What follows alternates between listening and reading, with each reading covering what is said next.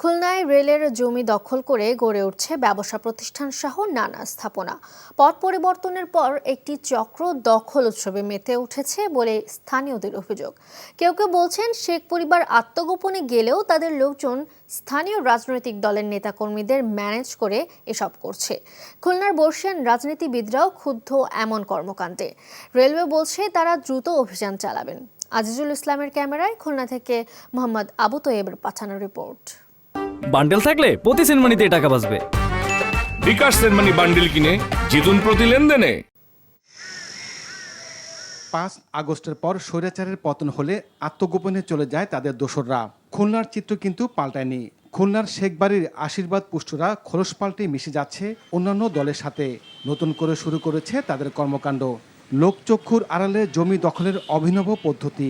খুলনা যশোর রোডের পার হাউস মোড়ে রেলের জমির উপর প্রথমে রাজনৈতিক দলের বিশাল বিলবোর্ড টাঙানো হয়, আর পেছনে চলছে জমি দখল করে মার্কেট নির্মাণ।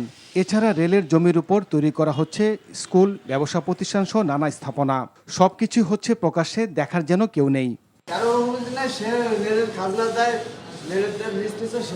কোয়ার্টারের সামনে কিন্তু লিস্ট দেওয়ার এখতিয়ার নেই। তারপরে এরা কিভাবে এখতিয়ার পাবে, কোয়ার্টারগুলো উঠেছে তারাই জানে কোন আইনে উঠেছে। এখানে কোনো দোকানপাট ছিল না, তারপর ওই বাজা মাজা বেসায় ওই যে উঠেছে। 2002 সালে কেডিএ ও রেলের যৌথ অভিযানে বুলডোজার দিয়ে গড়িয়ে দেওয়া হয় অবৈধ স্থাপনা।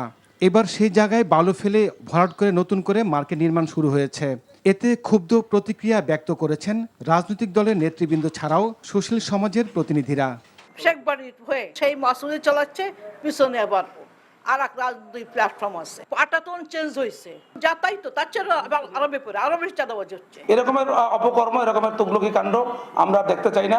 অসাধু কর্মকর্তারা যদি এর সঙ্গে জড়িত থাকেন, আছেন নিশ্চয়ই, তাদেরকে আইনের আওতায় আনতে হবে, জবাবদিহিতার আওতায় আনতে হবে। দখল বাণিজ্য ভয়াবহ আখ্যা দিয়ে দ্রুত যৌথ বাহিনীর অভিযানের দাবি সাবেক সংসদ সদস্য ও বিএনপি নেতা নজরুল ইসলাম মঞ্জুর। যে দখল করবে, যে সরকারি সম্পদ বিনা অনুমতিতে গ্রহণ করবে এবং তা নিয়ে বেচাকেনা করবে, সেই মার্কেট তো অবৈধ। এইগুলো ভেঙে চুরে চুরমার করে দিতে হবে। এই সমস্ত লোক যারা রাজনৈতিক হাতিয়ার হিসেবে ব্যবহার করে, পলিটিক্সকে হাতিয়ার ব্যবহার করছে, তাদেরকে ধরতে হবে, তাদেরকে নিষ্ক্রিয় করতে হবে। এই ব্যাপারে আমার জানা নাই। আমরা ওখানে উচ্ছেদে গেছিলাম, ডিসি মহোদয় একজন ম্যাজিস্ট্রেট দিয়েছিল, তারপর আমাদের বিভাগীয় ঘোষণাপতি কর্মকর্তা মহোদয় ভিডিও ছিল, কিন্তু ওই দিন চলে আসছে। বর্তমানে দখল প্রক্রিয়া দেখে নগরবাসী মনে করছেন নতুন করে সেই এরশাদ শিকদারের আবির্ভাব হয়েছে। NTV news desk. বান্ডেল থাকলে প্রতি সেনমানিতে টাকা বাঁচবে। বিকাশ সেনমানি বান্ডেল কিনে জিতুন প্রতি লেনদেনে।